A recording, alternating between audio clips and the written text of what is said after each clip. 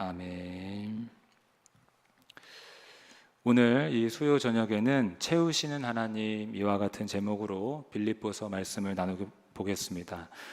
오늘 본문을 함께 읽어보셔서 아시겠지만은 서신의 마무리 부분입니다. 빌립보서가 오늘 읽은 본문으로 끝을 맺게 됩니다. 그렇다면 여기에 무슨 내용이 있을까? 앞서 본 본문에서는 주로 성도들을 향한 여러 권면들이 기록되어 있었다면, 여기서는 성도들이 바울에게 보내었던 재정적인 지원, 선교 헌금에 대한 감사를 표시하고, 또 성도들을 향한 축복의 내용, 또 끝으로 서신을 마무리하는 인사들이 담겨 있습니다.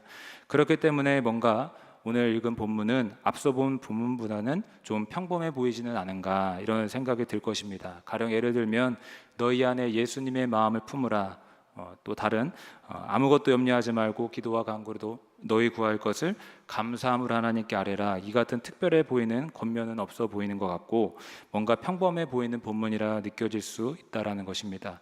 또한 그리스도를 위해서 내게 유익하던 모든 것을 다 버리기까지 한다, 배설물처럼 여기기까지 한다, 이런 식의 도전이 되는 신앙 고백도 없는 것 같아서 다른 본문에 비해서는 좀 평범하지 않은가, 이런 생각이 들 수도 있을 것입니다.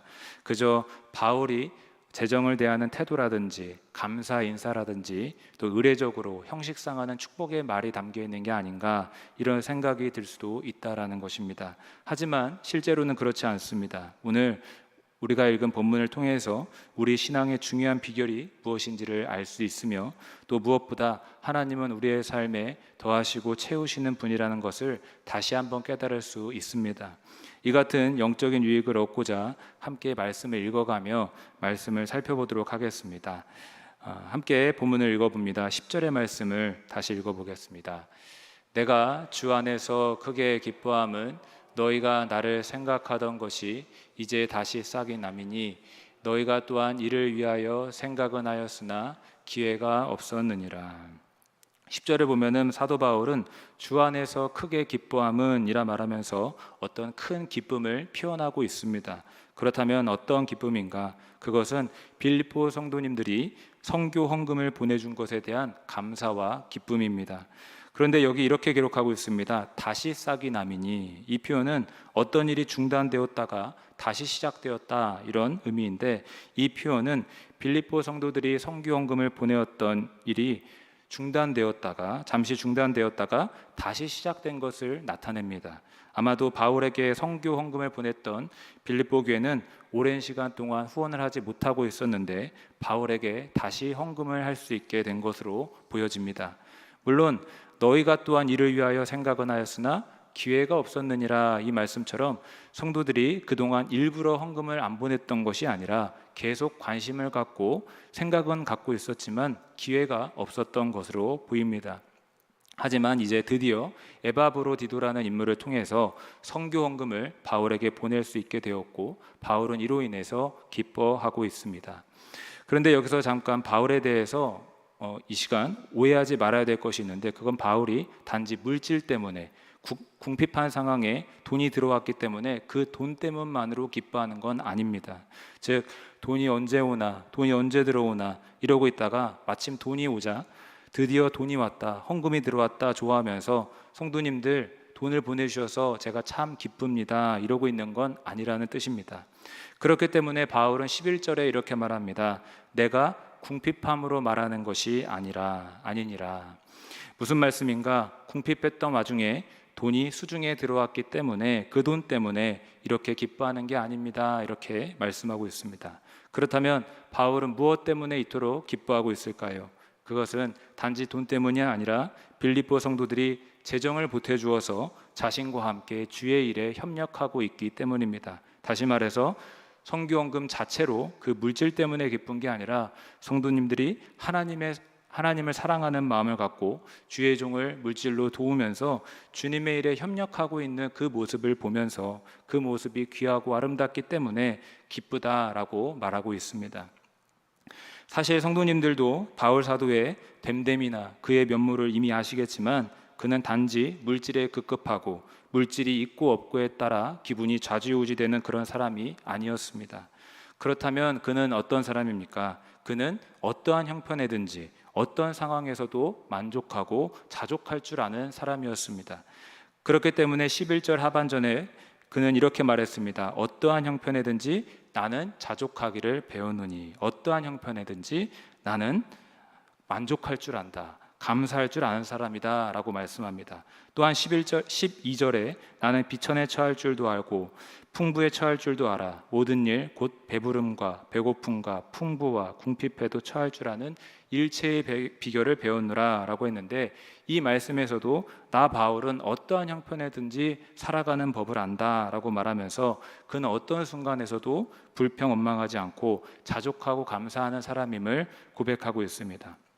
그는 이 12절에 이렇게 말하고 있는 것입니다. 궁핍하고 배고프고 비천한 중에도 살아가는 방법을 알고 또 풍부와 배부름 속에서도 살아가는 법을 압니다. 그 어떤 환경에서도 살아가는 비결을 압니다 라고 말씀하고 있습니다. 여러분, 사도 바울은 어떤 사람입니까? 이 말씀대로 어떤 상황에서도 만족하고 감사하는 삶을 사는 사람인 것입니다. 만약 궁핍하고 비천하게 되어도 지나치게 염려하고 불안하고 원망하고 낭망하지 않을 것이고, 반대로 좀 더 풍부한 상황이 된다고 해서 우쭐한다거나 자만한다거나 타락하는 생활로 빠지지 않을 것입니다. 그는 어떤 상황도 감사함으로 받으며 하나님을 바라볼 줄 아는 사람인 것입니다. 여러분, 우리 모두가 이런 사람이 될 수 있기를 바랍니다. 어떠한 형편이든지 감사하고 만족할 수 있는 사람이 되기를 바라겠습니다.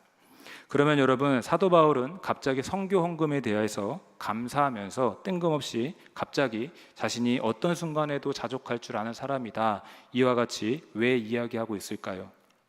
그 이유는 앞서 나눈 바대로 선교 헌금 자체로 기뻐하는 게 아니라 빌립보 성도들이 복음을 위해 함께 협력해 주는 것만으로 기뻐하는 것임을 말씀하고자입니다. 쉽게 말해서 바울은 이렇게 말씀하고 있는 것입니다. 여러분, 단지 선교 헌금이 왔다는 이유로, 단지 그 재정의 후원을 받았다라는 이유로 그 물질 때문에 기뻐하고 있는 게 아닙니다. 나는 사실 궁핍해도 사는 사람입니다. 삶에 물질이 있으면 더없이 좋겠지만 없어도 그만이고 없어도 되는 사람입니다. 왜냐하면 나는 어떤 상황에서든지 자족할 줄 아는 사람이기 때문입니다. 나는 어떤 상황이든지 감사하는 법을 압니다. 그렇기 때문에 저는 그 물질 때문이 아니라 여러분이 나와 함께 복음을 위해 수고해 주는 그 이유로 기뻐하는 것입니다 라고 말씀하고 있습니다. 즉, 선교헌금으로 표현된 성도님들의 깊은 헌신과 정성 때문이지 단순히 물질 때문이 아니라는 것을 이와 같이 설명하고 있습니다. 그렇다면 여러분, 우리는 여기서 참 궁금합니다. 사도 바울, 그는 어떻게 하여서 어떤 형편에서도 이와 같이 기뻐할 수 있었을까? 그게 가능한 이유는 무엇일까? 그것은 바울 스스로가 대단한 성품과 능력을 갖고 있어서라기보다는 주님이 주신 능력 때문입니다. 주님이 주신 능력 때문에 항상 감사하며 자족할 수 있는 삶을 살 수 있게 된 것입니다. 따라서 그는 13절에 이렇게 고백합니다. 13절 함께 읽어봅니다. 내게 능력 주시는 자 안에서 내가 모든 것을 할 수 있느니라. 무슨 말씀이겠습니까? 모든 형편 가운데서도 자족하고 감사하며 살 수 있는 건 우리 주 예수님 안에서 주님이 주신 능력 때문에 할 수 있다라는 말씀입니다. 사실 이 말씀은 우리가 인간적인 어떤 능력을 뛰어넘어 초월적인 그 어떤 것을 해낼 수 있다라는 그런 구절의 의미는 아닙니다.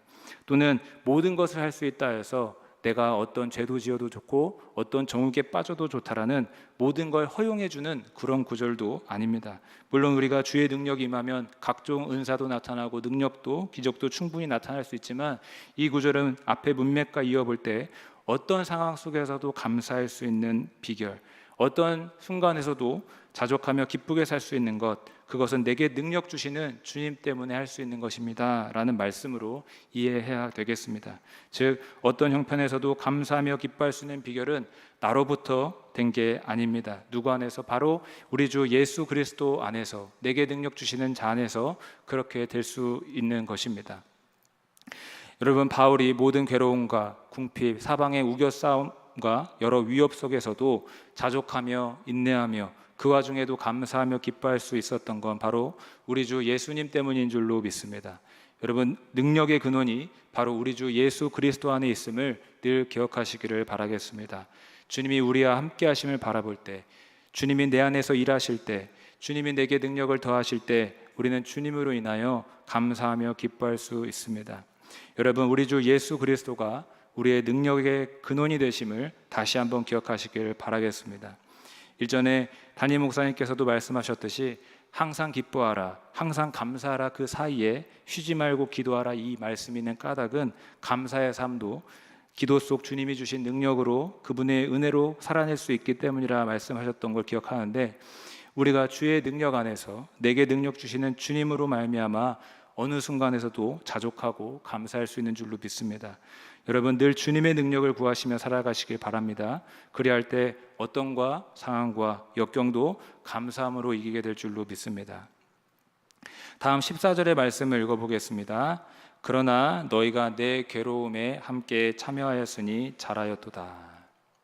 앞서 본문에서도 사도 바울은 빌립보 성도님들이 선교 헌금을 보내줌에 대해 기뻐하고 감사의 표현을 했었는데 14절에서도 또다시 그들의 헌신에 감사의 표현을 하고 있습니다. 이 말씀은 여러분들이 재정의 그 후원을 통해 나의 고난과 나의 복음의 일에 동참해 준 것은 잘한 일입니다 라고 말씀하고 있는 것입니다. 매우 고마워하고 있습니다. 사실 앞서 본 대로 사도 바울은 어느 상황에서나 자족할 수 있는 사람이라서 성도님들의 그 재정 후원이 없이도 잘 이기고 견뎌냈을 것입니다. 하지만 여기 괴로움이라는 단어에서도 추측할 수 있듯이 그는 사역의 현장에서 매우 힘들고 괴로운 상황을 많이 만났던 것 같습니다. 그런데 마침 후원된 헌금이 들어왔고 그로 인해서 바울의 삶에 사역에 큰 보탬과 도움이 되었을 것입니다. 그래서 바울은 이처럼 잘하였습니다, 감사합니다 이렇게 표현하고 있습니다.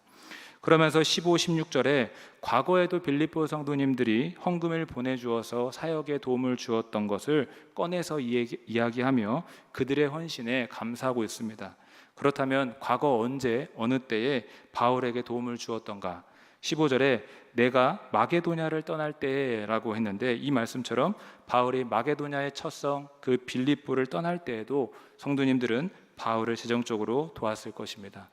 그리고 또한 16절에 데살로니가에 있을 때에도 너희가 한 번뿐 아니라 두 번이나 나의 쓸 것을 보내었도다 라고 했는데, 바울이 마게도냐 빌립보를 떠나 데살로니가에 있을 때 빌립보 교회는 몇 차례에 걸쳐서 바울에게 선교 헌금을 보냈던 것으로 보여집니다. 그리고 여기 한 번뿐 아니라 두 번이나 라고 기록이 되어 있는데, 두 번이나 바울의 쓸 것을 보냈다 했는데 정확히 두 번을 보냈다고 해석할 수도 있고 또 한 번뿐 아니라 두 번까지도 여러 번 이런 식으로 해석하여서 정확하게 두 번의 수가 아닌 끊임없는 도움을 줬다 이렇게 해석할 수도 있을 것 같습니다. 어찌되었건 바울이 데살로니가에 있을 때 약 3개월 정도 그곳에 머물다가 베레아로 넘어간 것을 알 수 있는데, 그 짧은 3개월 기간 동안에 두 번 혹은 그보다 더 많이 선교 헌금을 보내서 주의 사역에 동참했던 것입니다. 여러분, 우리는 이걸 보면서 무엇을 알 수 있습니까? 빌립보 성도들은 바울 복음 사역의 필요에 맞추어서 때에 따라 아주 적절하게 때에 맞게 도움을 주었던 것을 알 수 있는데, 이 모든 역사는 하나님께서 일하신 것이라 믿습니다. 즉 물질을 주고받는 이 모든 과정이 단순히 인간적인 정과 도움에 의해 이루어진 게 아니라 수고하는 주의 종을 입히시고 도우시는 하나님의 돌보심이자 채우심이라는 것입니다. 하나님께서는 누구보다 앞서 수고하는 주의 종 사도 바울의 삶에 빌립보 성도들을 통해서 입히고 먹이고 채우셨던 것입니다.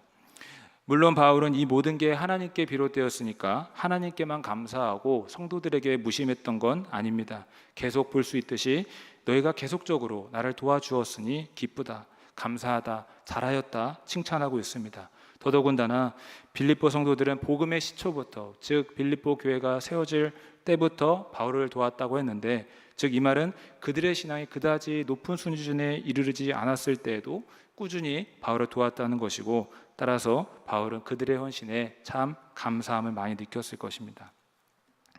그런데 이어 17절에 바울은 이렇게 말합니다. 17절을 읽어보겠습니다. 내가 선물을 구함이 아니요 오직 너희에게 유익하도록 풍성한 열매를 구함이라. 여기 보시면 선물을 구함이 아니요 라고 했습니다. 이 말씀은 대체 무슨 뜻일까? 앞서 소개한 대로 바울이 빌립보를 떠날 때나 또 데살로니가에 있을 때나 또 이번에 에바브로디도를 통해서 선교 헌금을 보내줄 때나 여러 번에 걸쳐서 선교 후원에 대해서 감사를 표현했다가 갑자기 내가 선물을 구하지 않는다라고 합니다. 이게 대체 무슨 뜻일까 하는데, 이것은 제가 여러분의 헌금에 대해서 감사하고 칭찬하는 것은 앞으로 더 많은 선물, 더 많은 선교 헌금을 바라고 이렇게 말하는 게 아닙니다 라는 것으로 이해할 수 있습니다. 다시 말해서 헌금에 대한 칭찬이 선교 헌금을 더 보내달라는 그런 뜻으로 오해가 되지 않도록 이렇게 말을 하고 있습니다. 사실 사도 바울은 항상 자신과 성도들 사이에 금전적인 문제로 오해가 생기는 것을 조심했던 사람입니다. 그렇기 때문에 자신의 생계를 교회에 짐지우지 않으려 부단히 노력했습니다. 그래서 데살로니가나 고린도에 있을 때, 고린도에서는 성도들에게 일체 물질적 지원을 받지 않으려 했고, 본인이 일을 하면서 스스로 생계를 유지하며 복음을 전하려 했습니다. 그러나 물론 주의 일을 하는 이들이 복음으로 말미암아 사는 것은 마땅한 것이며 잘못된 게 아닙니다. 예수님께서도 제자들을 전도하려고 파송할 때에 스스로 생계를 위한 이런저런 일을 하느라 힘과 시간을 허비하지 말라는 의미로 전대나 배낭 같은 걸 준비하지 말라 하셨고, 제자들을 환영하는 곳에 가서 먹고 마시며 물질적으로 지원을 받으라 말씀하셨기 때문에 바울처럼 스스로 생계를 꾸려가며 전도 사역을 하는 것이 항상 옳은 것만은 아닙니다. 오히려 교회의 도움을 받으면서 전심으로 주의 종은 말씀과 기도의 사역에 전무하며 전념하는 게 예수님의 말씀에 따라 맞을 수 있습니다. 하지만 바울은 왜 이렇게까지 했냐면, 당시에 물질 문제로 오해받고 비난받는 것을 막기 위해서, 예를 들어서 바울은 탐욕적이다, 이런 오해와 비난을 애초에 막고자 생계를 직접 꾸리려고 했고, 빌립보에서 받은 물질에 대해서 내가 너희들이 보냈던 이 선교 헌금에 대해서 계속적으로 잘하였다, 고맙다고 말하는 것은 그런 선물을 계속 보내달라고 하는 그런 오해를 해서는 안 된다라고 이렇게 말씀하고 있는 것입니다. 그렇다면 사도 바울이 성도님들에게서 선물이 아니라 정말로 원했던 건 무엇일까?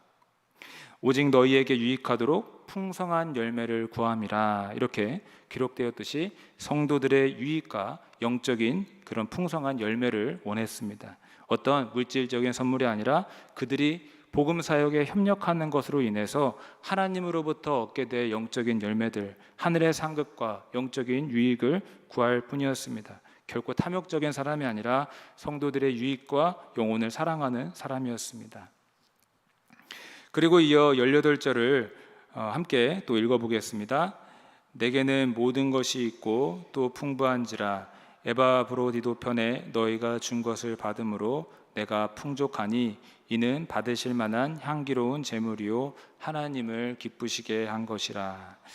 바울은 이렇게 말합니다. 내게는 모든 것이 있고 또 풍부한지라 에바브로디도 편에 너희가 준 것을 받음으로 내가 풍족하다. 무슨 말씀입니까?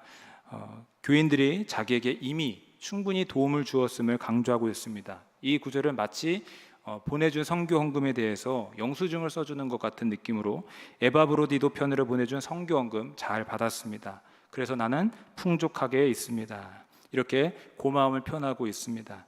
물론 그 헌금으로 인하여 대단히 풍부해지고 대단히 부유해질 정도는 아니었을 것입니다. 하지만 성도님들의 그 깊은 정성과 마음을 누구보다 잘 알고 있기 때문에 내가 풍족합니다, 감사의 마음을 이와 같이 말씀하고 있습니다. 그러면서 그가 이렇게 덧붙입니다. 이는 받으실 만한 향기로운 제물이요 하나님을 기쁘시게 한 것이라. 무슨 뜻이겠습니까? 빌립보 성도님들이 보낸 이 헌금은 단순히 인간적인 어떤 도움을 넘어서 바로 하나님께 드려진 제물이다, 하나님을 기쁘시게 하는 것이다 라고 말씀하고 있습니다. 다시 말해 하나님께 헌신하는 마음과 복음 사역을 위해 드려진 제물이라는 뜻입니다. 바울은 이 말씀을 통해서 알 수 있듯이 이 헌금이 얼마나 귀한 것인지를 알고 있었습니다. 인간정의 정에 따라 보태준 그런 물질 정도가 아니라 하나님을 바라보면서 그 주의 복음 사역이 잘 펼쳐질 수 있도록 하나님 앞에 드려진 제물이라는 것을 분명히 알고 있었습니다. 이제 바울은 성도님들에게 다음과 같이 축복합니다. 19절을 함께 읽어봅니다. 나의 하나님이 그리스도 예수님 안에서 영광 가운데 그 풍성한 대로 너희 모든 쓸 것을 채우시리라. 사도 바울은 성교헌금에 대한 담례와 함께 이처럼 축복의 말을 선포합니다. 나의 하나님이 너희 모든 쓸 것을 풍성하게 채우시리라.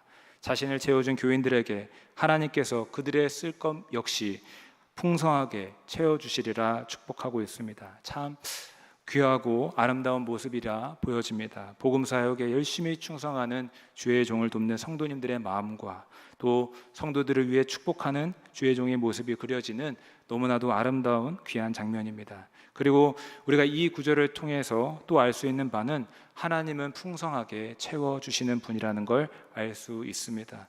만약에 바울이 하나님이 채우시는 분이라는 걸 알지 않았다면 결코 이렇게 축복하지 않았을 것입니다. 하지만 빌립보 성도들을 통해서 자신 역시 공급받고 하나님이 채우심을 경험했기 때문에 하나님은 채우시는 분이라는 걸 알고 있었으며 이와 같이 담대히 축복할 수 있는 것입니다. 여러분, 저는 저와 영일 모든 성도님들께서도 이와 같이 고백할 수 있기를 간절히 바라겠습니다. 하나님은 우리 모든 삶의 필요를 아시고 채우시는 분으로 고백할 수 있기를 바랍니다. 물론 물질적인 걸 넘어서 육신의 힘과 건강과 마음의 위로와 영적인 권능과 그 밖의 모든 필요를 채워주시는 분임을 다시 한번 이 자리에서 이 시간 우리가 고백할 수 있기를 소망합니다. 그리고 20절에 이어 이렇게 고백합니다. 하나님 곧 우리 아버지께 세세 무궁하도록 영광을 돌릴지어다. 아멘. 하나님께 영광을 돌릴지어다. 하나님께 영광을 돌리자라는 말씀인데, 하나님께서 채워주실 것을 안다면, 또 그렇게 되기를 믿는다면 마땅히 하나님께 영광을 돌려야 된다는 그런 의미입니다. 여러분, 우리의 삶의 부족함을 채우시고도 하실 하나님 아버지께 모든 영광을 돌리시기를 바라겠습니다. 하나님은 우리의 삶에 영광을 받으실 주인이십니다. 그분께 영광을 돌리는 것, 우리가 살아가야 될 이유입니다. 때로는 감사함으로, 때로는 수고와 헌신과 또 주의 몸된 교회를 위하여 봉사함으로, 때로는 물질로 모든 영광을 항상 주님 앞에 드리는 저와 영일의 모든 성도님 되시기를 주님의 이름으로 부탁드리겠습니다. 이제 21절에서 23절은 바울이 서신을 작성할 때 늘 하던 그 관습대로 성도들을 향한 마지막 문안 인사와 함께 축도로 이 서신의 끝을 맺고 있습니다. 21절에 그리스도 예수 안에 있는 성도에게 각각 문안하라. 빌립보 성도들아, 다른 성도들에게 문안 인사하라는 말씀입니다. 그리고 또 이어하는 말이 나와 함께 있는 형제들이 너희에게 문안하고 라고 하는데, 바울과 함께 있는 동역자들의 문안을 빌립보 성도들에게 전해주고 있는 부분입니다. 바울과 함께하고 있었던 이 동역자들이 누구인지는 정확히 알 수 없으나 아마 디모데나 누가 이렇게 추정할 수 있을 것 같습니다. 그리고 이어 22절에 빌립보 성도들에게 문안 인사하는 어떤 특별한 사람들에 대해서 언급하고 있는데 22절을 함께 읽어보겠습니다. 모든 성도들이 너희에게 문안하되 특히 가이사의 집 사람들 중 몇이니라. 여기서 나오는 가이사 집 사람들은 대체 누구일까? 아마 우리는 로마 황제의 칭호로 가이사를 사용하고 있기 때문에 가이사의 집 사람들이란 로마 황실의 누군가가 아닌가 이렇게 생각할 수 있겠는데, 몇 가지 주석을 보니까 그들은 왕궁의 고위급 신하일 수도 있고 또는 낮은 신분의 종들일 수도 있다, 이렇게 기록된 걸 보았습니다. 또한 빌립보 1장 13절에 시위대에 복음이 전파되었다고 한 구절을 보아서 시위대의 군인들로도 볼 수 있다라고 합니다. 그런데 아무튼 분명한 것은 오늘날 우리는 이 구절을 통해 어떤 식으로였던지는 정확하게는 알 수 없지만 복음이 로마 황제 가이사에게 충성을 서약한 이들에게도 뻗어갔다라는 것을 알 수 있습니다. 그리고 그들 안에 그리스도인들이 생겨났다라는 것을 알 수 있습니다. 즉 로마의 그 중심 심장부까지 복음이 들어갔다라는 것을 알 수 있다라는 것입니다. 여러분, 우리는 이를 통해서 복음은 위대한 능력이 있음을 깨달아야 될 줄로 믿습니다. 복음은 언제 어느 때나 어떤 사람에게까지 능력 있게 전파될 수 있다라는 것입니다. 변화할 수 없는 사람까지도 변화시키는 능력이 이 하나님의 복음 안에 있다라는 것입니다. 그렇기 때문에 우리는 이 복음의 능력을 믿고 담대히 선포하는 일을 계속해야 하겠습니다. 전에도 별 수 없지 이게 아니라 전도의 일을 묵묵히 계속해야 되겠습니다. 그러할 때 이 복음의 능력이 나타나 수많은 이들이 영혼을 구원받고 살아나는 역사가 분명히 있을 것입니다. 복음의 사명을 끝까지 감당하시는 저와 우리 영의 성도님들 되시기를 주님의 이름으로 축복합니다. 그리고 이제 드디어 빌립보서의 마지막 절입니다. 어떻게 끝 마무리를 하고 있는지 우리 23절을 다 같이 읽어보겠습니다. 주 예수 그리스도의 은혜가 너희 심령에 있을지어다. 아멘. 빌립보 교우들의 심령에 예수님의 은혜가 함께 있기를 사도 바울은 축도로 마무리합니다. 이 축도는 거의 다른 서신에서도 유사하게 나타나는데 바울은 이처럼 언제나 예수 그리스도의 은혜가 함께 있기를 빌었습니다. 그리고 어디에 있으리라? 심령에 있으리라 이렇게 축복합니다. 여러분, 우리 주 예수님의 그 크신 은혜가 여기의 성도님들의 그 심령에 함께하기를 바라겠습니다. 우리의 마음과 영 속에 주님의 은혜가 함께 있기를 바랍니다. 예수님께서도 우리의 심령에 천국이 임해야 된다고, 은혜가 임해야 된다고 말씀하셨습니다. 한 번은 바리새인들이 예수님께 나와서 하나님의 나라가 어느 때 임하나이까 라고 묻자 하나님의 나라가 여기 있는 것도 저기 있다는 것도 아니라 너희 안에 있다라고 말씀하셨습니다. 우리의 심령 속에 천국이 임한다 말씀하셨습니다. 이 말씀은 우리의 심령에 은혜가 있어야 된다라는 말씀이기도 합니다. 관련 말씀 누가복음 17장 20절과 21절을 마지막으로 읽어보겠습니다. 바리새인들이 하나님의 나라가 어느 때 임하나이까 묻거늘 예수님께서 대답하여 이르시되 하나님의 나라는 볼 수 있게 임하는 것이 아니요 또 여기 있다 저기 있다고도 못하리니 하나님의 나라는 너희 안에 있느니라. 아멘. 여러분, 이 말씀처럼 주님의 은혜가 우리 안에, 우리 심령에 채워질 수 있기를, 또 그리고 그렇게 주님께서 채워줄 줄로 믿습니다. 하나님의 나라가 우리 심령에 있기를 주님의 이름으로 축복합니다.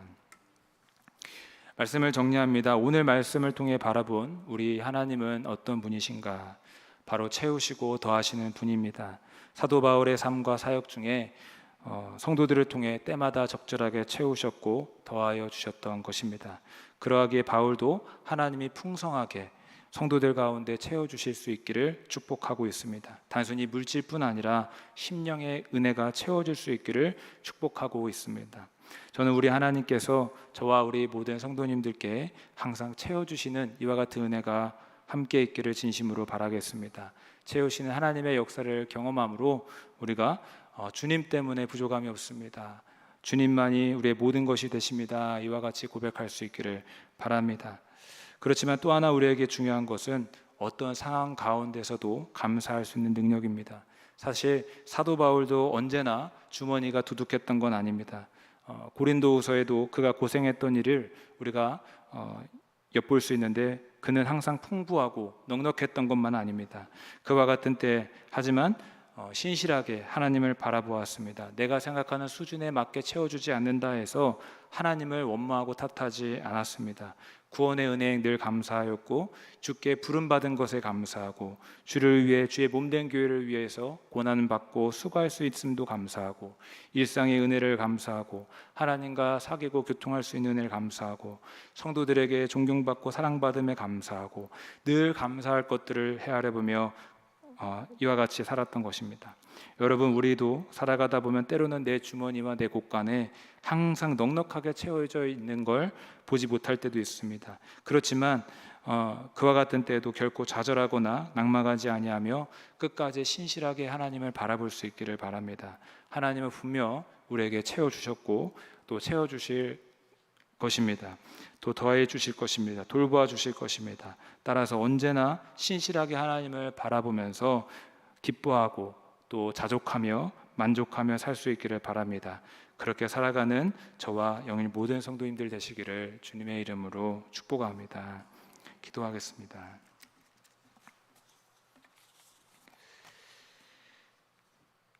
살아계시고 거룩하신 아버지 하나님, 우리에게 주님의 구원의 은혜를 더하여 주시며 또 오늘도 하나님 앞에 예배할 수 있는 은혜와 또 일상의 은혜를 허락하여 주심에 감사를 드립니다. 때로는 우리의 삶에 우리가 원하는 기준에 맞게 채워주지 않음을 보며 원망하고 주님을 탓할 때도 있었습니다. 주님 용서해 주시고 항상 채우시고 더하시며 돌보시는 하나님의 은혜를 기억하며 하나님을 찬양할 수 있는 우리가 되게 하시고 또 만족하고 늘 어느 순간에서나 자족할 수 있는 은혜와 능력을 베풀어 주시옵소서. 감사를 드리며 살아계신 우리 주 예수 그리스도의 이름으로 기도하옵나이다. 아멘.